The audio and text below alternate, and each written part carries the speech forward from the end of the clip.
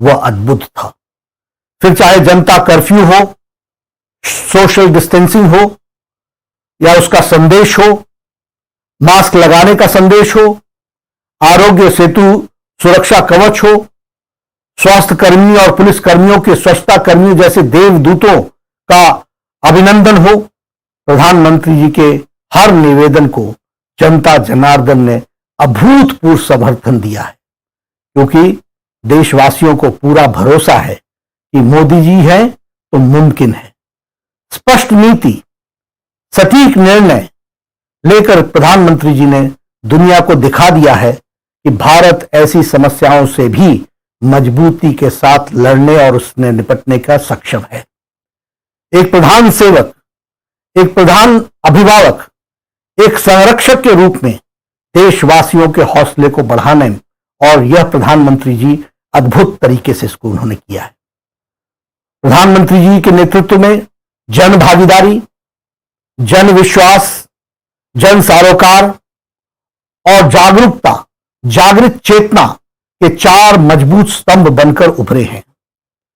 28 मार्च को प्रधानमंत्री श्री नरेंद्र मोदी जी का आह्वान पर पीएम केयर फंड की स्थापना हुई, और मुझे यह बताते हुए गर्व का अनुभव होता है कि मात्र 1 सप्ताह में 6,500 करोड़ रुपए इस फंड में जमा हो गए।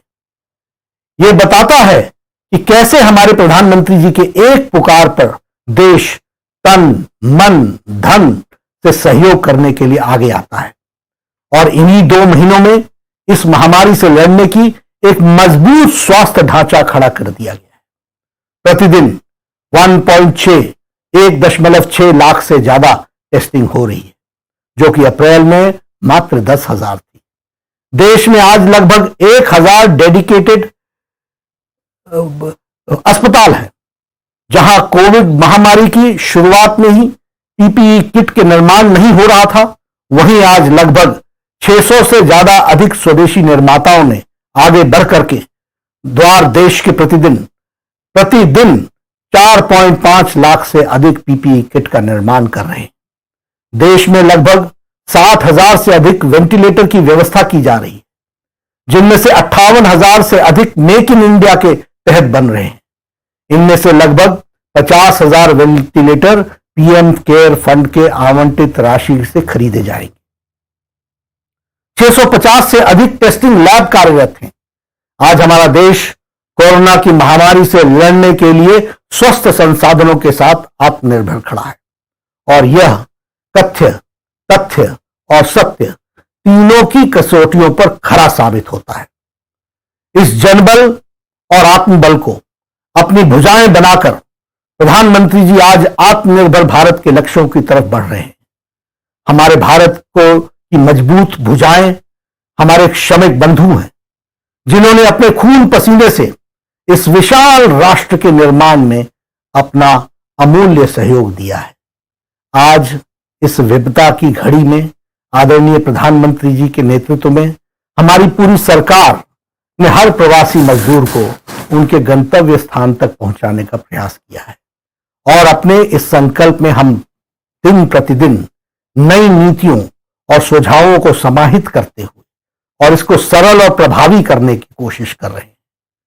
साथ ही विदेशों में रह रहे प्रवासी भारतीयों को और जो विद्यार्थी हैं को स्वदेश लाने का भी प्रयास सरकार वंदे भारत मिशन के तहत किया जा रहा है। कोरोना संकट में पटरी से उतरी हुई भारतीय अर्थव्यवस्था को सुचारू करने के लिए भारत के प्रधानमंत्री श्री नरेंद्र मोदी जी ने स्वदेशी और स्वावलंबन का नारा देते हुए देश की आत्मबल को पुनर्जागृत किया है। साथ ही लोकल के लिए वोकल का नारा देकर के स्थानीय उद्यमों को बढ़ावा देने की जरूरत पर बल दिया है। यह एक लंबी लड़ाई है जिसमें हम सबको सोशल डिस्टेंसिंग, फेस कवर और संयम के साथ आगे बढ़ना है। आपको स्मरण होगा कि प्रधानमंत्री जी ने पद पर शपथ लेने के पश्चात अपने को प्रथम संबोधन में ही उन्होंने कहा था कि मेरी ये सरकार गरीबों को समर्पित है। इसी संकल्प को ध्यान में रखते हुए इस विषम परिस्थिति में भी प्रधानमंत्री जी ने 26 मार्च 2020 को ही 1,70,000 करोड़ का प्रावधान गरीब कल्याण योजना के तहत घोषित किया था, जिसके तहत डायरेक्ट बैंक ट्रांसफर के माध्यम से देश के लगभग 9 करोड़ से अधिक लोगों के खातों में किसान सम्मान निधि के तहत 2,000 रुपए प्रति व्यक्ति की राशि भेजी।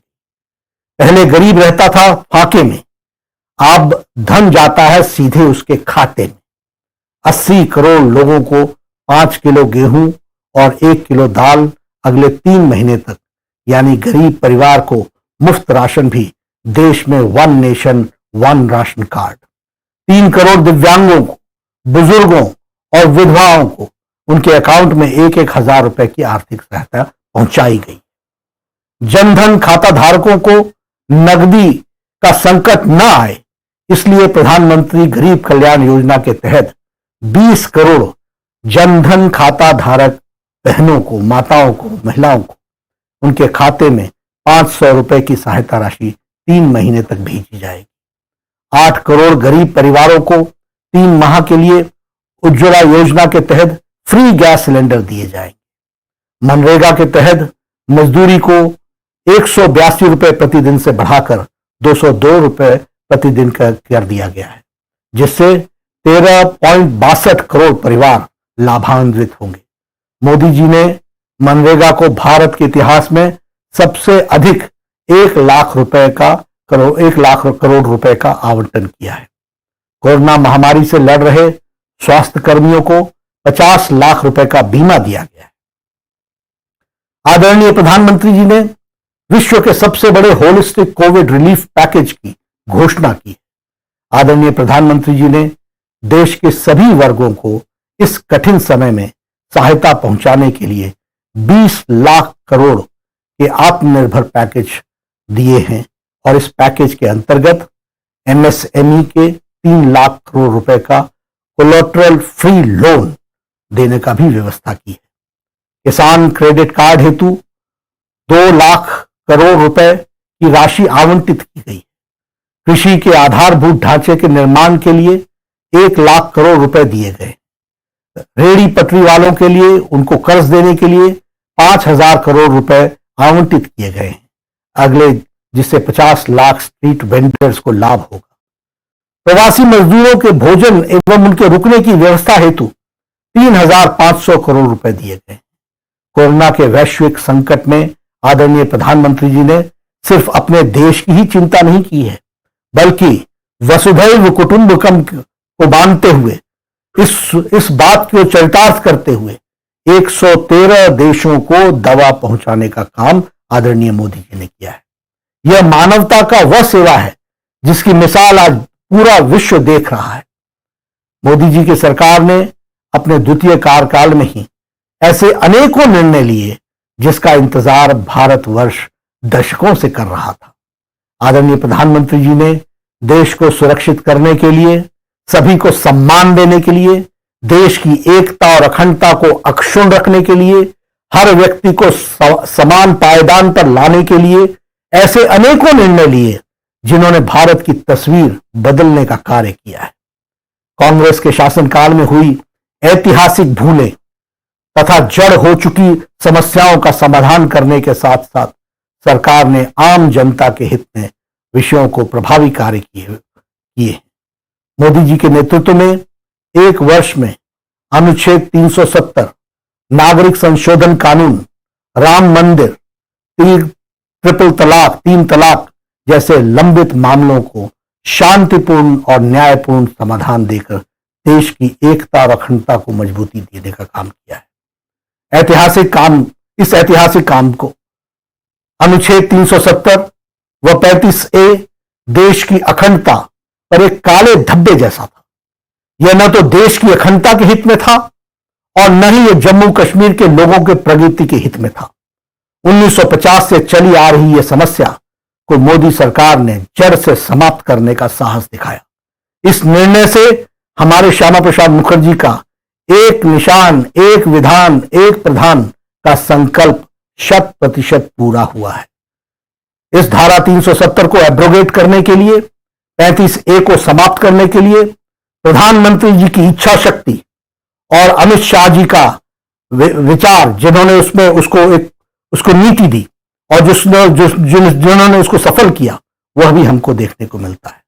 और आप जब जम्मू कश्मीर लद्दाख क्षेत्र की क्षमता को देश की मुख्य धारा में शामिल हो गई है, इस निर्णय से प्रधानमंत्री ने वह के वंचित, शोषित, पिछड़े समाज को उनके संवैधानिक अधिकार देने का रास्ता साफ किया है, जिससे उन्हें दशकों तक वंचित रखा गया था।